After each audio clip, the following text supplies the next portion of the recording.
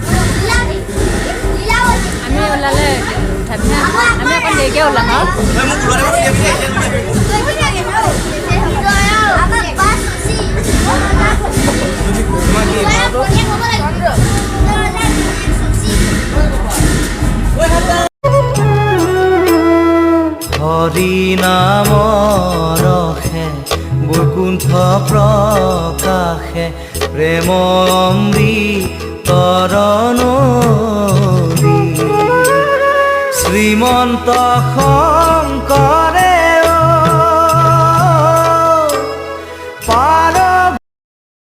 আৰু এয়া আমি লগ পালোঁ এজন ভাৱৰীয়া ভাইটি তুমি তোমাৰ নামটো আৰু তোমাৰ ভাওটোৰ বিষয়ে কৈ পেলাই যদি অকণমান তোমাৰ ভাওনাৰ সৰু বচন এটি মাতি দিয়া তেতিয়া আমি ভাল পাম নমস্কাৰ মোৰ নাম শ্ৰী ৰূপজ্যোতি শইকীয়া মই এবাৰ ফাৰ্ষ্ট ইয়াৰত পঢ়োঁ মই বীৰেন্দ্ৰ ৰজা পাৰ্ট লৈছোঁ মোৰ পাৰ্টটো এফাকি বচন মাতিবলৈ সক্ষম হৈছোঁ হে মন্ত্ৰীবৰ হামো বহুকালৰ ৰাজ্য ভোগ কৰলৈ বিষয়ত থাকি আমাৰ অনেক পাপ সিজৰ এবে হামো ৰাজ্য চাৰি বান অপস্ত গ্ৰহণ কৰিতে ইচ্ছা কৰোঁ তোহাৰ কোন সন্মত আমাক স্বৰূপ কহ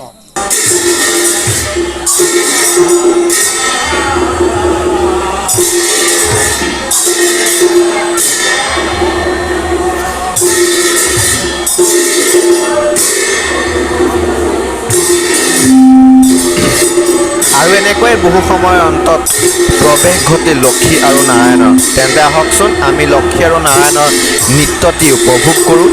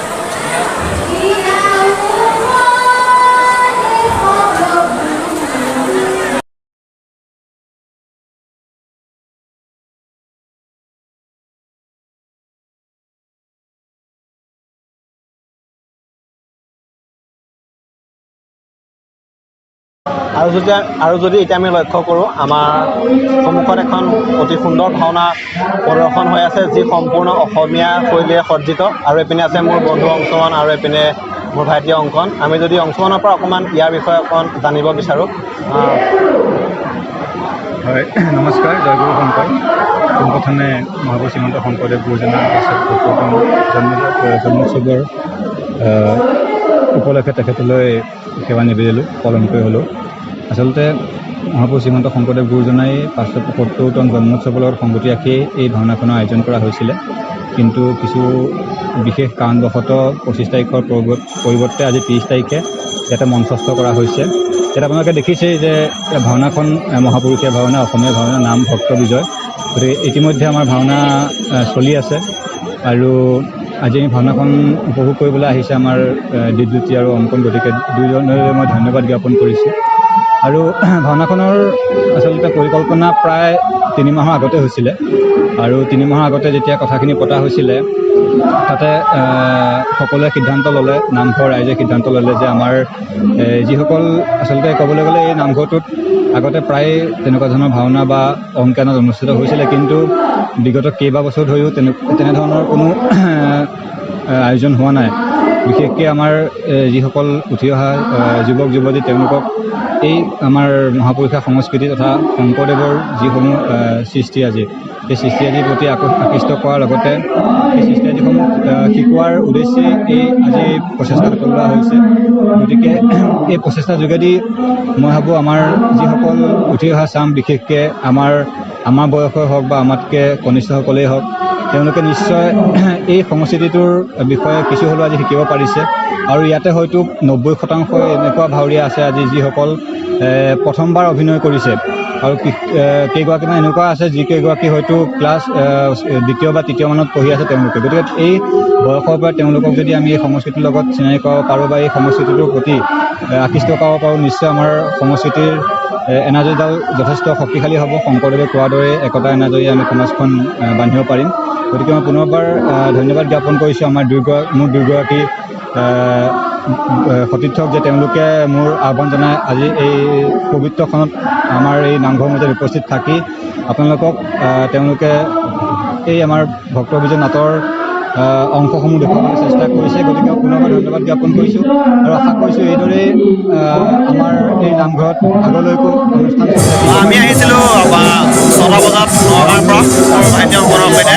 ইয়াত আহি এটা বস্তু ভাল লাগিলে যে আমাৰ যি উঠি অহা নৱপ্ৰজন্ম তেওঁলোকে অতি সুন্দৰকৈ এই ভাওনা ভাগত অংশগ্ৰহণ কৰিছে। লগতে তেওঁলোকৰ অভিভাৱকসকলক কৃতজ্ঞতা জ্ঞাপন কৰিছোঁ যে তেওঁলোকে নিজৰ ল'ৰা ছোৱালীকেইটাক এই যি অসমীয়াৰ সংস্কৃতি আছে তাৰ মাজলৈ ঠেলি দিছে। আৰু লগতে যি নাটক পৰিচালক আছে তেওঁকো ধন্যবাদ জ্ঞাপন কৰিছোঁ, অতি সুন্দৰকৈ তেওঁ এই অনুষ্ঠানটো চলালে।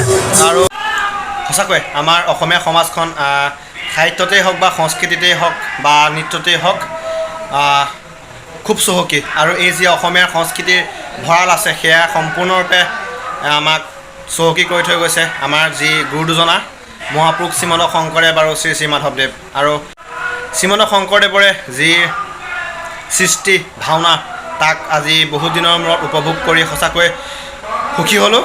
আৰু অনাগত দিনতো এই যি যুৱ প্ৰজন্ম আছে তেওঁলোকৰ পৰা আমি সমান পৰিমাণৰ অৱদান বিচাৰিছোঁ।